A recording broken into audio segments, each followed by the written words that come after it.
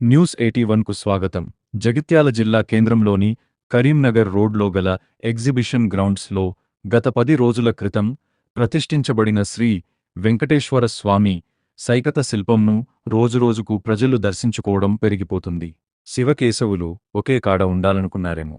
శివరాత్రికి శివుని సైకత లింగం కూడా వెంకటేశ్వర స్వామి ముందు ప్రతిష్ఠించడం జరిగింది. భక్తురాలు వేముల ఉమారాణి సంకల్పంతో ఈ సైకత శిల్పం రూపొందించబడింది. వారికి తోడు కొండ రమాదేవి కూడా తోడై మరిన్ని మెరుగులు దిద్దారు. ఈనాటి కార్యక్రమానికి ప్రముఖ పౌరాణిక పండితులు బ్రహ్మశ్రీ సభాపతి తిగుళ్ల విషు శర్మగారు వేంచేసి సైకత శిల్పాలను సందర్శించి సైకత శిల్పాల ప్రత్యేకతను కొనియాడారు. ఈనాటి కార్యక్రమంలో సామాజిక కార్యకర్త తౌటు రామచంద్రం మాట్లాడుతూ సైకత శిల్పి బాలాజీ వరప్రసాద్ మరియు సంకల్ప బలంతో ఈ శిల్పాన్ని రూపకల్పన చేయించిన వేముల ఉమారాణి గారికి, వారికి తోడున్న కొండ్ర రమాదేవి గారికి తౌటు రామచంద్రం ధన్యవాదాలు తెలిపారు. నిర్వాహకురాలు వేముల ఉమారాణి మాట్లాడుతూ మేము కలలో కూడా ఊహించని ఈ అనుభవం మాకు జీవితాంతం గుర్తుంటుందని అన్నారు.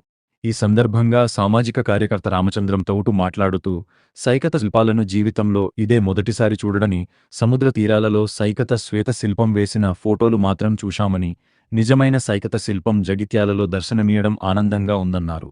ఈ పరిసరాలు రద్దీగా మారాయని, ఈ దర్శనాలు వచ్చే నెల 5వ తేదీ వరకు కొనసాగుతాయని గుర్తు చేశారు.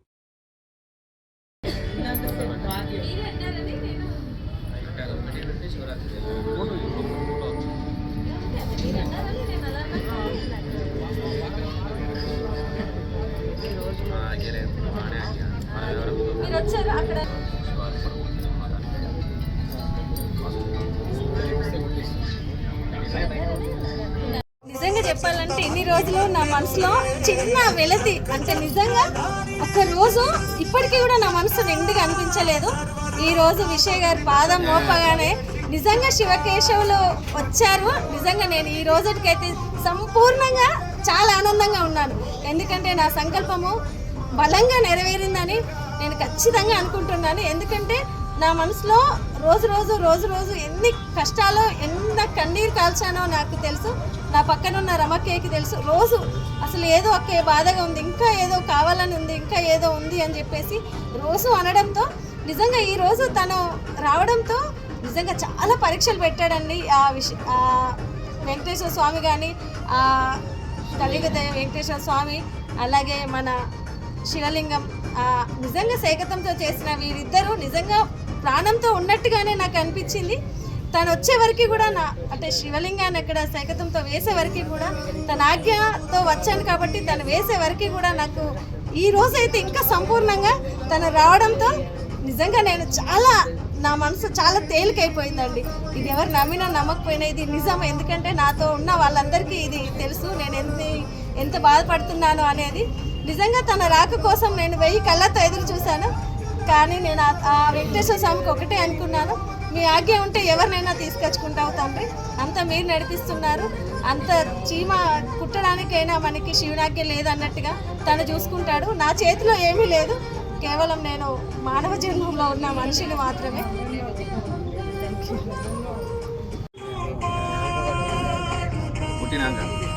పుట్టేటప్పుడు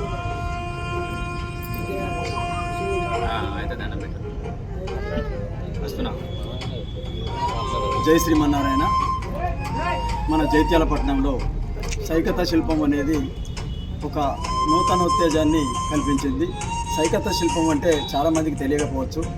సముద్ర తీరాలలో అక్కడక్కడ శిల్పులు సైకత శిల్పాన్ని తయారు చేసి సాయంత్రం వరకు మాత్రమే అక్కడ ఉంటుంది. తర్వాత వారు వెళ్ళిపోయినాక అది గాలి దుమారంతో నిమజ్జనం అయిపోతుంది. కానీ అలాంటి చక్కటి సైకత శిల్పాన్ని ఒక 21 అడుగుల ఎత్తుతో 40 ఫీట్ల వెడల్పుతో ఇక్కడ వేముల ఉమారాణి గారు, కొండ్ర రమాదేవి గారు వీరి సంకల్పంతో జైత్యాల పట్టణంలో తిరుమల తిరుపతి దేవస్థానం నుండి కలియుగ వైకుంఠవాసుడు విచ్చేశాడ అన్నంత అందంగా ఆనందంగా ఇక్కడ మనకు వెంకటేశ్వర స్వామి దర్శనమిస్తున్నాడు. నిజంగా ఇది చరిత్రలో చిరస్థాయిగా నిలిచిపోయే ఒక సంఘటన. ఇలా ఎందుకు అంటున్నానంటే ఇది తిరుమల తిరుపతి దేవస్థానానికి సంబంధించిన స్థలం. ఇది ఇక్కడ పెద్దలు కీర్తిశేషులు రత్నాకర్ రావు గారు స్టోన్ వేసిపోవడం జరిగింది. కొన్ని అనివార్య కారణాల వల్ల ఇక్కడ తిరుమల తిరుపతి దేవస్థానాన్ని నిర్మించలేకపోయినారు. కానీ అతి త్వరలోనే ఇక్కడ తిరుమల తిరుపతి దేవస్థానం తిరుపతి మాదిరిగా తయారు చేయాలనే సంకల్పంతో కావచ్చు, వేముల ఉమారాణి మనసులో ఈ సంకల్పం చేరి ఇక్కడ ఒక 46 లక్షల రూపాయల ఖర్చుతో వారు ఈ నిర్మాణం చేయడం జరిగింది. కేవలం ఒక నెల రోజులు మాత్రమే ప్రజల సందర్శనార్థం భగవంతుడు మనకు దర్శనమిస్తాడు. తర్వాత ఒక తిరుమల తిరుపతి దేవస్థానమే ఇక్కడ దిగి వచ్చే విధంగా వారు రూపొందించడం జరిగింది. ఇంత చక్కని అవకాశాన్ని జైత్యాలపట్నం ప్రజలకు కల్పించిన వేముల ఉమారాణి గారు, కుంట్ర రమాదేవి గారు నిజంగా అభినందనీయులు. ఇప్పుడు మన ప్రముఖ పౌరాణిక పండితులు శ్రీ తెగుళ్ళ సభాపతి బ్రహ్మశ్రీ తెగుళ్ళ విశ్వశర్మ గారు చెప్పినట్టుగా ఇక్కడ ఒక ఆనంద నిలయం తిరిగా ఇక్కడ ఉన్నంతసేపు కూడా మనం అన్నీ మర్చిపోయి ఈ దేవాలయంలో ఇక్కడనే ఉందామా అనే విధంగా తయారైంది.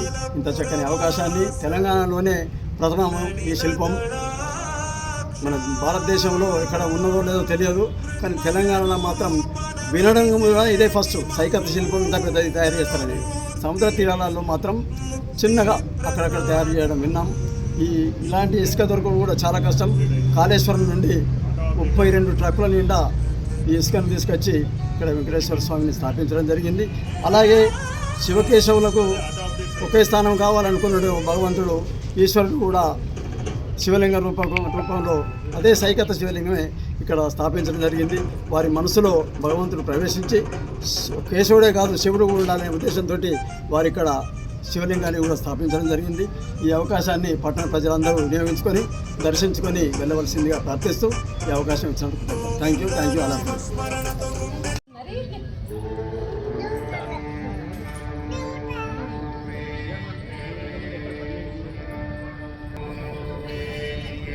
విఘ్నమస్తు. మహాగణపతయే నమః, మహాసరస్వత్యై నమః, అస్మద్గురుభ్యో నమః. వెంకటాద్రి సమం స్థానం బ్రహ్మాండే నాస్తి కించన, వెంకటేశ సమో దేవో న భూతో న భవిష్యతి. శుద్ధస్ఫటిక సంకాశం శుద్ధ విద్యా ప్రదారకం, శుద్ధం పూర్ణం చిదానందం సదాశివమహం భజే. కలికాలంలో ప్రత్యక్ష దైవం కనిపించేటువంటిగా కలియుగనాథ్ వైకుంఠనాథుడైన శ్రీ వెంకటేశ్వర స్వామివారు. ఆయన ఆవిర్భావమే పుట్టలో నుంచి వచ్చింది. అట్లా ఇక్కడ మన తెలంగాణ రాష్ట్రంలో అతి అద్భుతంగా సైకతం ఇసుకతో మనమేదో యూట్యూబ్లలోనో టీవీలలోనో మనం చూస్తేనే మనకు కనిపిస్తుంది. సముద్ర తీర ప్రాంతంలో తప్ప ఇంకెక్కడ ఇటువంటి మూర్తులు మనకు కనిపించవు.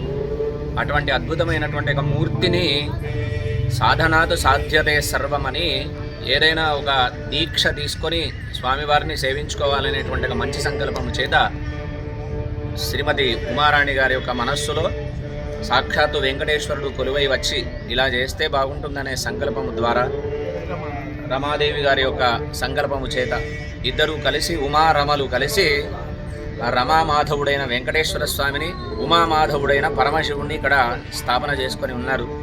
ఇద్దరికి బుద్ధి పుట్టించినటువంటి గణపతి ఇక్కడ ఉన్నాడు. చదువుల తల్లి అయినటువంటి సరస్వతి అక్కడుంది.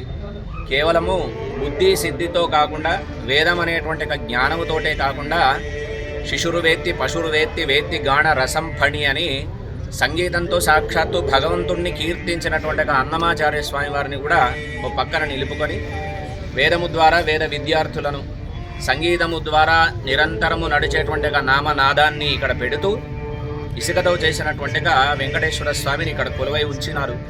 ఒక 30 రోజుల దీక్షగా దీన్ని ఇక్కడ పెడుతున్నారు కనుక దర్శించుకునేటువంటి భక్తులకు మనకు సైకతం ఎక్కడ కనిపిస్తుంది అంటే ప్రతి ఇంట్లో కొంతమంది ఇళ్లలో ప్రతి వర్షం చేసుకునే సంవత్సరం చేసుకునేటువంటి దీపావళి నోము అని ఉంటుంది. ఆ దీపావళి నోములో ఇసుకతో శివలింగాన్ని చేసి మనం ఆరాధన చేసుకునేది మనకు కనిపిస్తుంది.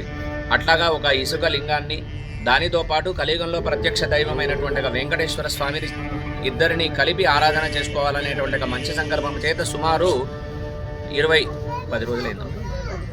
10-15 రోజుల నుంచి ఇక్కడ భక్తులంతా సేవించుకుంటున్నారు. ఇటువంటి అవకాశం మన ప్రాంతంలో మళ్ళీ దొరకకపోవచ్చు కనుక ఏదో సముద్రంలోకి వెళ్ళి అక్కడేదో దర్శనీయంగా చూసే కన్నా ఇక్కడ పవిత్రమైనటువంటి గోదావరి సైకతం అంటే గోదావరి నది యొక్క ఇసుకను తీసుకొని వచ్చి ఒక రూపాన్ని దాల్చి పెట్టినటువంటి మూర్తి దర్శనం ద్వారా దర్శనం పాపనాశనం, దర్శించుకుంటేనే పాపాలు నశిస్తాయి. అటువంటి వెంకటేశ్వర స్వామిని తిరుపతిలో కూడా మనం ఎంతో దూరం నుంచి దర్శించుకుంటాం. చాలా దగ్గర నుంచి ఇక్కడ స్వామి యొక్క ఆపార మస్తకం చూసుకునేటువంటి అవకాశాన్ని ఏర్పాటు చేసినారు కనుక ఈ సైకత మూర్తిని దర్శించిన మాత్రం చేతనే అనేకమైనటువంటి పాపాలు దగ్ధమైపోతాయని, దానికి తోడుగా మాఘమాసంలో వచ్చేటువంటి మహాశివరాత్రి సాక్షాత్తు జ్యోతి స్వరూపంగా వెలిగినటువంటి శివలింగాన్ని ఇక్కడ సైకత రూపంలో ఏర్పాటు చేసినారు. అటువంటి పవిత్ర దినాన నిరంతరము శివనామస్మరణనే అన్ని చోట్ల జరగాలి కనుక ఎక్కడెక్కడికో వెళ్ళి దర్శనం చేసుకున్నా ఇక్కడికి కూడా వచ్చి సైకత లింగాన్ని దర్శనం చేసుకోవడం ద్వారా అపమృత్యు దోషాలు తొలగిపోయి ఇంట్లో చదువుకునే పిల్లల దగ్గర నుంచి ముసలితనం ఉన్న వాళ్ళందరికీ శివుని యొక్క పరమ అనుగ్రహం కలగాలి. ఎందుకంటే శివుడి ఆజ్ఞ లేనిది చీమ కూడా పుట్టదు కనుక అటువంటి శివుణ్ణి సేవించుకుంటే మంచి జ్ఞానం కలుగుతుంది, ఐశ్వర్యం కలుగుతుంది, సౌభాగ్యం కలుగుతుంది కనుక అటువంటి అవకాశాన్ని ఇక్కడ వీళ్ళిద్దరూ ఏర్పాటు చేసినారు. చూసి తరించి స్వామి యొక్క పరిపూర్ణ అనుగ్రహం అందరూ పొందాలి అని అందరినీ సవినయంగా ఆహ్వానిస్తున్నారు కనుక అందరూ ఈ అవకాశాన్ని వినియోగించుకొని అటు వెంకటేశ్వర స్వామి వారి యొక్క కృపను, ఇటు పరమశివుని యొక్క పరిపూర్ణ అనుగ్రహాన్ని పొందవలసిందిగా తెలియజేస్తూ ఈ అవకాశం కల్పించిన ఉమారమలిద్దరికీ కూడా కృతజ్ఞతాభివందనాలు తెలియజేస్తూ అందరికీ నమస్కారం. జై శ్రీమన్నారాయణ. నా పేరు ఉమారాణి. ఈ శివకేశవుల సంకల్పం అనేది నిజంగా ఇంతకుముందు మన విషయ గారు చెప్పినట్టు శివుని ఆజ్ఞ లేనిదే చీమైన కుట్టది అన్నట్టు నిజంగా వెంకటేశ్వర స్వామి ముందు వచ్చే కంటే నన్ను శివుడి ఆజ్ఞ తీసుకోవడానికే తన దగ్గరికి పంపించాడు. తన ఆజ్ఞతోనే శివుడు వేయాలి అయ్యగారు ఇలా అని చెప్పేసి అంటే అప్పుడు నిజంగా నా కల్లోకి వచ్చినట్టు ఫస్ట్ తను వచ్చి చాలా తిరిగాము, శివుడు వేద్దాము అని చెప్పేసి అయ్యగారి దగ్గరికి వెళ్ళాము, టైం పెట్టాము, ముహూర్తం పెట్టాము. అంటే మీరు నాకు ముహూర్తం పెట్టడం కాదు, నువ్వు నా కోసం వచ్చి నేను ఇది వెయ్యాలి అనేది నా మనసులో కల్పించి నా ఆజ్ఞతోనే అంటే ఆయన ఆజ్ఞని నా మనసులో ఇచ్చినట్టుగా నాకు తెలియకుండానే తన దగ్గరికి వెళ్ళి తన టైం అదే నెలలో తీసుకొని అదే సందర్భంలో ఈయనను వేసి అదే సందర్భంలో శివుడు వచ్చే విధంగా చేసుకున్నాడంటే నిజంగా ఆ భగవంతుడే. మన సంకల్పం అంటే ఏమీ లేదు, ఆయన ఇచ్చిన సంకల్పానికే మనము ఆయన ఎలా నడిపిస్తే అలా నడుస్తున్నాము.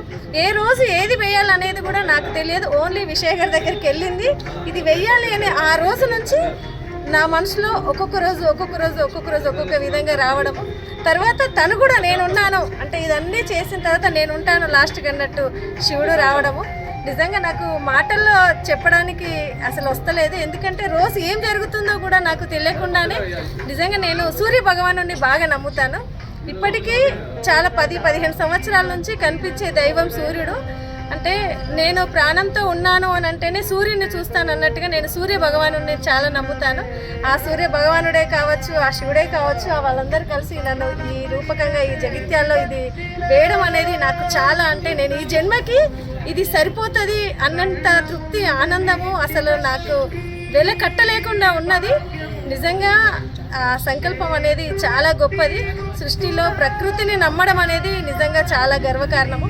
అందరం నమ్ముతాము, కానీ ప్రకృతిని నమ్మాలి అనేది ఎంత గొప్ప విశేషం అంటే ఒక మట్టితో చేసిన శివలింగాన్ని మనము చేసి నది ఒడ్డున ఒక శివలింగాన్ని చేసి మొక్కుతాం చూసిండ్రా, అందులో ఎంతో పవిత్రత ఉంది అన్నట్టుగా ఎంత మొక్కుకుంటామో అదేవిధంగా వినాయకుడిని మనకి పసుపుతో చేసిండు, వినాయకుడు అలా తయారైంది. నిజంగా అదేవిధంగా ఆ ఇసుకతో శివలింగం రావడం, ఇసుకతో వెంకటేశ్వర స్వామి రావడం అంటే ఇందులో తన ప్రాణం ఉంది అన్నట్టుగానే నాకు కనిపిస్తుందండి. నిజంగా ఈ అవకాశం ఇచ్చిన జగిత్యాల్లో ఉన్న పెద్దలందరికీ విషయంగా